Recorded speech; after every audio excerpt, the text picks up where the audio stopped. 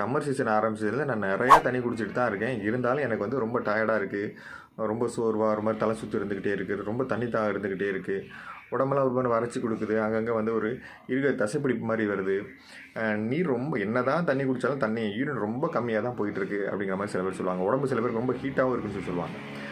அப்போ என்ன ரீசனாக இருக்கும் அப்படின்னு பார்த்தீங்கன்னா, நம்ம வந்து இந்த சம்மர் சீசனை மெயின்டைன் பண்ணுறதுக்கு, அதை சமாளிக்கிறதுக்கு நம்ம தண்ணி மட்டும் பத்தாது. ஏன்னா நம்ம உடம்புல இந்த மாதிரி வேர்வை வெளியாகும்போது நிறைய சத்துக்களும் சேர்த்து வெளியாகும். இப்போ எலக்ட்ரோலைட் அப்படிங்கிறது ரொம்ப மெயினாக குறையும். நம்ம சோடியம், பொட்டாசியம், மெக்னீசியம் லெவல்லாம் குறையும்.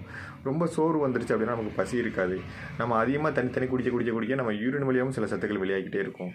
ரொம்ப இம்யூனிட்டி பவர் நம்ம வீக் ஆகிட்டோம் அப்படின்னா நமக்கு பசி இல்லாமல் சத்தான உணவுகளையும் நம்ம எடுக்க மாட்டோம். சத்தான உணவுகளும் ரொம்ப அப்சர்வ் ஆகாது. அதனால் என்றைக்குமே இந்த மாதிரி சம்மர் சீசன் ஆரம்பிச்சிச்சுன்னா தண்ணி குடிக்கிற அளவுக்கு இன்னும் சில விஷயங்களை நம்ம சேர்த்து ஃபாலோ பண்ணணும். அந்த எலக்ட்ரோலைட் ஈக்குவல் பண்ணுறதுக்கு நிறையா ரொம்ப டயர்டாக இருந்தால் நம்ம ஓஆர்எஸ் பவுடர் வந்து நம்ம டாக்டரோட கன்சல்டெல்லாம் எடுத்துக்கலாம். இல்லை நம்ம இயற்கையாக கிடைக்கக்கூடிய இளநீ நம்மளாம் எடுத்துக்கலாம். இளநீ நல்லாவே நமக்கு சோடியம் பொட்டாசியத்தை நல்லாவே கொடுக்கும். வாழைப்பழம் கொடுக்கும். நிறையா நம்ம லெமனோட சேர்த்து நம்ம கொஞ்சம் லைட்டாக சால்ட்டு சேர்த்து எடுத்துக்கிறதுனாலே நமக்கு சோடியம் நல்லா இம்ப்ரூவ் கிடைக்கும்.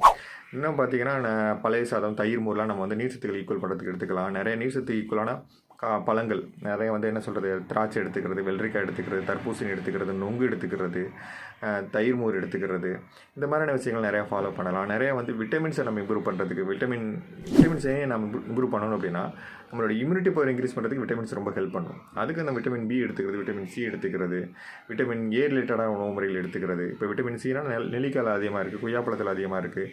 இதெல்லாம் நம்ம ஒரு ஜூஸாவோட குடிச்சிக்கலாம். இதெல்லாம் நமக்கு சடனாக ஒரு இம்யூனிட்டி பவரை இன்க்ரீஸ் பண்ணி கொடுக்கும். அதேமாதிரி மினரல்ஸ் இம்ப்ரூவ் பண்ணுறதுக்கு ஆல்ரெடி நான் சொன்னதை நீங்கள் ஃபாலோ பண்ணிக்கிறது நல்லது. இதெல்லாம் நீங்கள் ஃபாலோ பண்ணீங்க அப்படின்னா இந்த சம்மர் சீசனை நம்ம ஈஸியாக சமாளிக்கலாம். இதெல்லாம் நீங்கள் ஒழுங்காக பண்ணி தண்ணி மட்டுமே குடிச்சிக்கிட்டே இருந்தீங்கன்னா இந்த மாதிரி சத்துக்கள் லாஸ் இன்னும் ரொம்ப நம்ம டயர்ட் ஆகிட்டே இருப்போம்.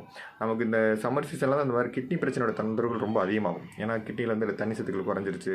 அதேமாதிரி நமக்கு குடலில் தண்ணி சத்துக்கள் குறைஞ்சிருச்சு அப்படின்னா மோஷன் ஒழுங்காக போகாமல் கான்ஸ்டிபேஷன் பிரச்சனை ஆட்டோமேட்டிக்காக மூலமாகிறதுக்கான சான்சஸும் இருக்குது. உடம்புல ஹீட்டு ரொம்ப அதிகமாக நிறையா சூட்டு கட்டிகள் மாதிரி வரதுக்கான வாய்ப்புகள் அதிகமாக இருக்குது. உடம்பு எரிச்சல் கொடுக்க ஆரம்பிச்சிடும். இந்த ஸ்கின் ரேஷஸ் மாதிரி வர ஆரம்பிச்சிடும். வேர்த்து சில பேருக்கு ஸ்கின் ரேஷஸ் மாதிரி வரதுக்கான வாய்ப்புகளும் அதிகமாக இருக்குது. அதனால் நிறையா தண்ணியோடு சேர்த்து நிறைய சத்தான உணவுகளையும் சத்துக்கு சம்மந்தமான உணவுகளையும் எடுத்துக்கிறது ரொம்ப நல்லதான விஷயம்.